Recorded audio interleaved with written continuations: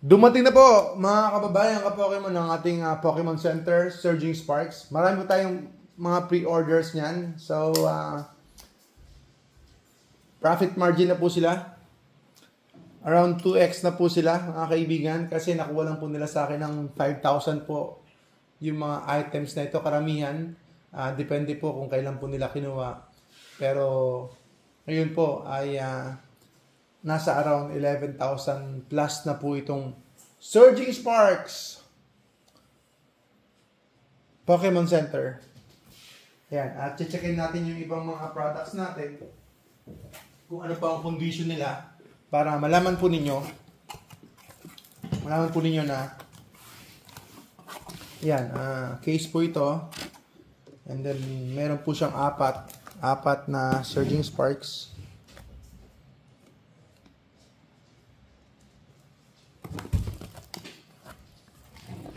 So, tingnan natin yung condition nila.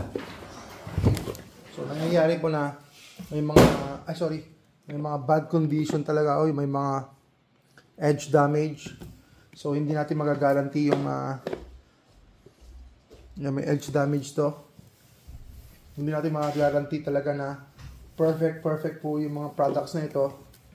Especially po, nandito po tayo sa dulo ng mundo.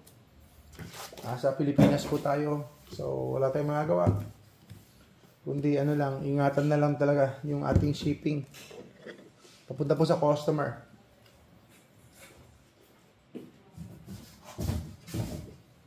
Check natin yung mga condition nila. I don't know kung Surging Sparks po lahat itong box na to kasi natakpan po yung label.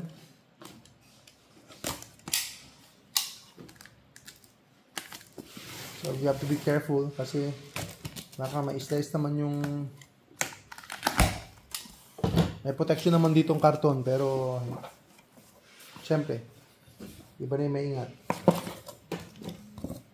So, naka 2x na po yung ating mga customers, more or less. Kung nakuha po nila sa akin ng around, yan ang sinasabi ko, nasa pagbubukas din. Ayun.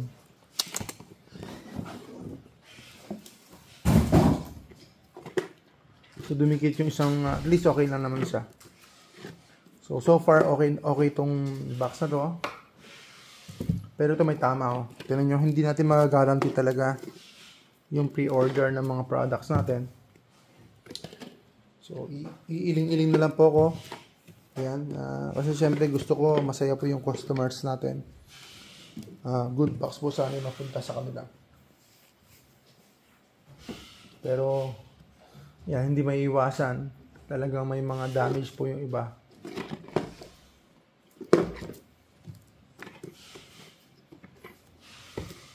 Ito medyo malaki-laki ng konti. Yung pinakita ko sa inyo kanina. Pero okay, goods pa rin yan dahil bago naman eh. Tsaka gaya naman po ito sa Pokemon Center.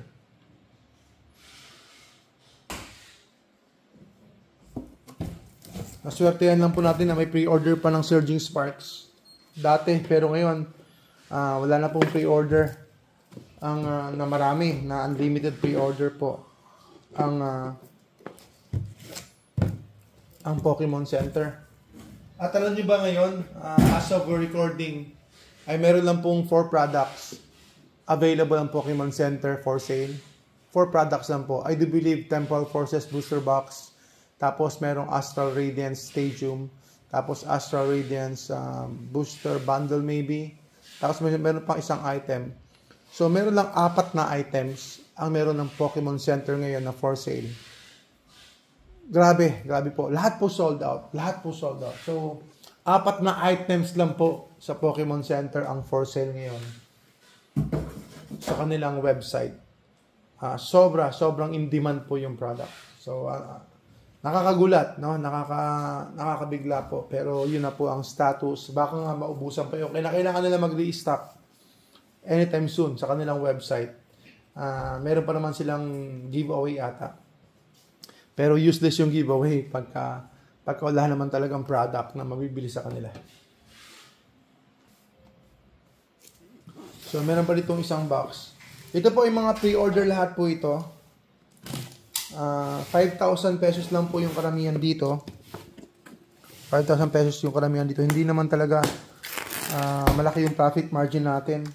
Bayad lang po talaga sa logistics at saka sa mga employees, staff. Tapos, syempre, yung mga nagtrabaho po. Ang dami pong trabaho nito. Ang dami pong trabaho nito, especially po sa pagtatrabaho ng packing po ng mga products na ito. Ang dami itong dapat i-pack. Yung papunta po sa Pilipinas. Ayan. Yung po ang pinakamahal. Yung packing po from abroad to US. Uy, yun ang sasabi ko. Unfortunately yan. Ayan. So, ganyan po ang nangyayari. Sad. And we just have to absorb it na positive. Positive pa rin. Positive pa rin po tayo sa mga bagay-bagay na ito. Kaya, ayan. I'm just honored and fulfilled na i-distribute natin to sa ating mga customers. And they made money. In short, they made money sa pre-orders natin. I'm just happy na talagang ginagawa po ito ng Jessa Trading. And this is our reputation. We are helping the community in a way sa pamamaraan po na kaya po namin. At we are proving ourselves to the rest na honest po tayo. Honest po tayo sa business na ito.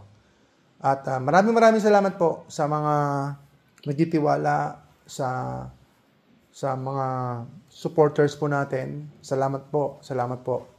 Siyempre, we are still a business. We have to make money. Pero we are proving ourselves. At sana ma-appreciate po ito ng community, ma-appreciate po ito ng marami sa inyo. Huwag niyo po kalimutan, kapag kailangan niyo po ng sealed products, kailangan niyo po ng raw cards, andito lang po kami para ibigay sa inyo yung 100% guarantee or satisfaction.